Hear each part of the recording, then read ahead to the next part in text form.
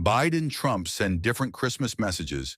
U.S. President Joe Biden meets with President-elect Donald Trump in the Oval Office at the White House in Washington. Washington Reuters. The outgoing and incoming U.S. presidents had different messages for the Christmas holiday on Wednesday, with Democrat Joe Biden urging Americans to reflect and unite, while Republican Donald Trump offered a holiday greeting and then took aim at his political opponents. Biden narrated a video tour of the White House Christmas decorations that was published on YouTube late on Christmas Eve, in which he urges Americans to set aside all the noise and everything that divides us. We're here on this earth to care for one another, to love one another, Biden says in a voiceover as a camera pans past adorned evergreen trees and bedecked fireplaces inside the White House. Too often we see each other as enemies, not as neighbors, not as fellow Americans, he said. Biden urged Americans to find a moment of quiet reflection, to remind themselves to treat each other with dignity and respect, to live in the light and remember there was more to unite than divide Americans. We're truly blessed to live in this nation, he said.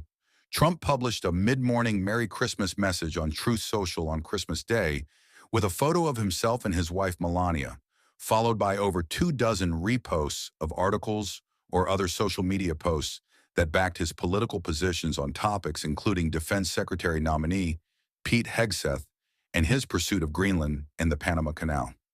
Later, Trump published a more lengthy Merry Christmas message that claimed Chinese soldiers were operating the Panama Canal and criticized Canadian Prime Minister Justin Trudeau, Biden, and Democrats.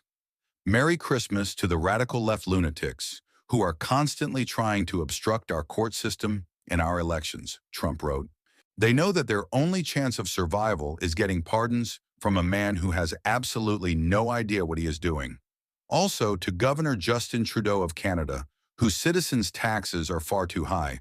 But if Canada was to become our 51st state, their taxes would be cut by more than 60%, Trump wrote.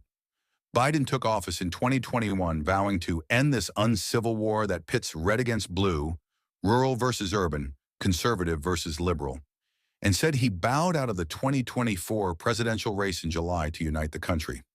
Biden's Democrats lost every battleground state and both houses of Congress in the November election.